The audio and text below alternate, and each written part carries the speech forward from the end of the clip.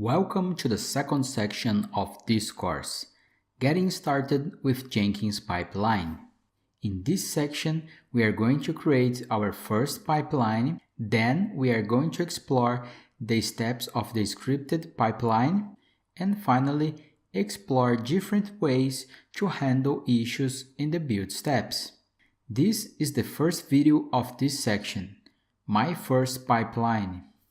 In this video, we are going to introduce to the scripted pipeline, introduce to Jenkins projects, and then create a pipeline with Jenkins Pipeline.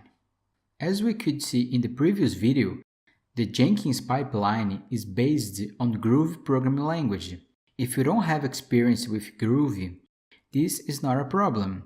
On Jenkins, we use a DSL, domain-specific language, and it's exactly what we are going to explore in this video. There are two types of pipelines, the scripted pipeline and the declarative pipeline. Both are basically using the same pipeline subsystem, but they differ on syntax and flexibility. The declarative pipeline limits what is available to the user with a more restricted and predefined structure. The scripted pipeline has the same limitation as Groovy programming language itself, and it is ideal choice for complex pipelines.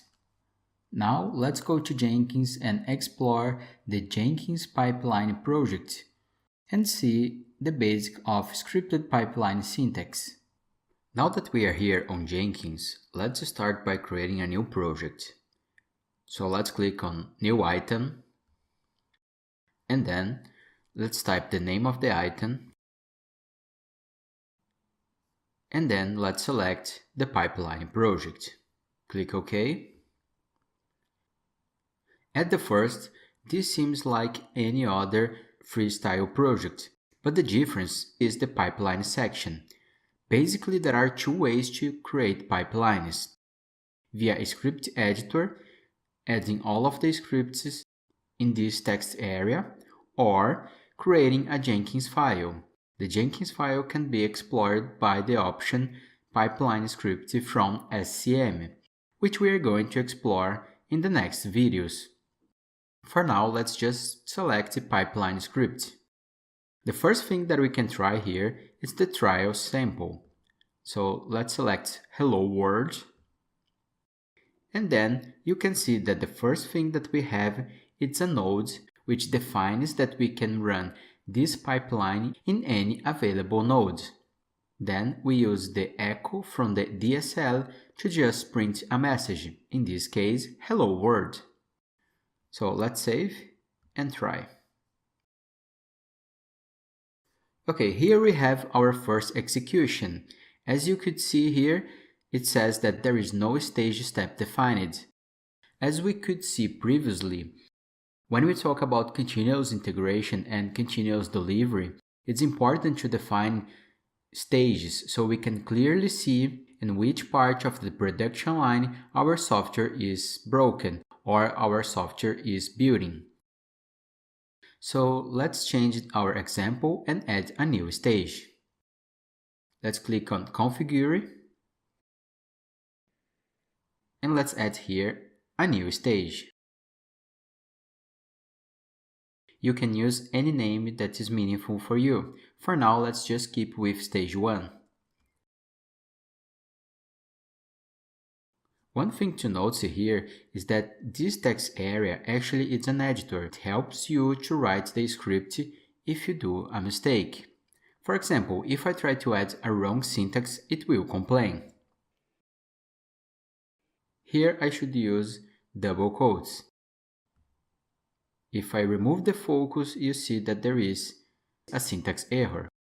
So let's remove it. Let's save and let's build it again. Build now. And now we have a visualization of our pipeline. In this case, we have only one stage. On your pipeline, when we start creating those stages, you will see all of them here in this view.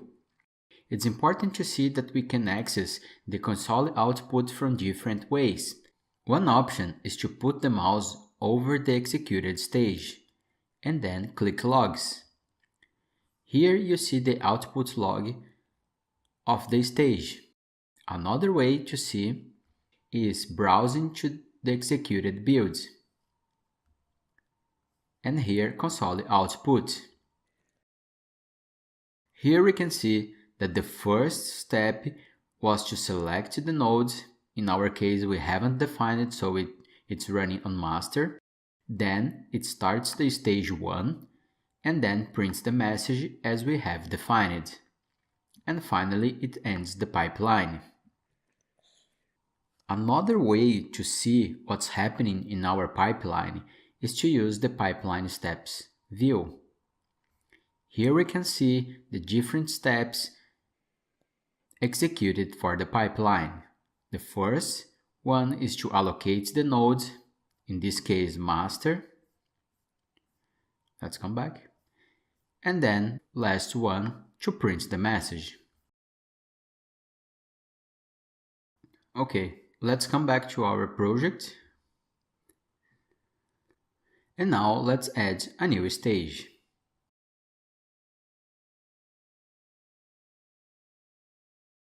Let's save. And let's build it again.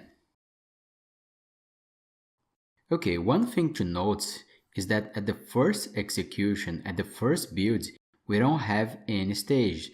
So it doesn't show here the time spent in this stage. At the second execution, we have the first stage, and now at the third execution, we have both stages, 1 and 2. And here we can see the separated log for each stage and also the time consumed for each stage.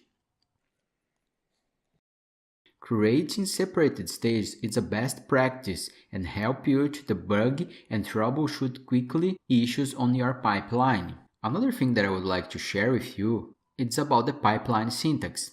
Let's click on pipeline syntax. Here we have the option to generate snippet code.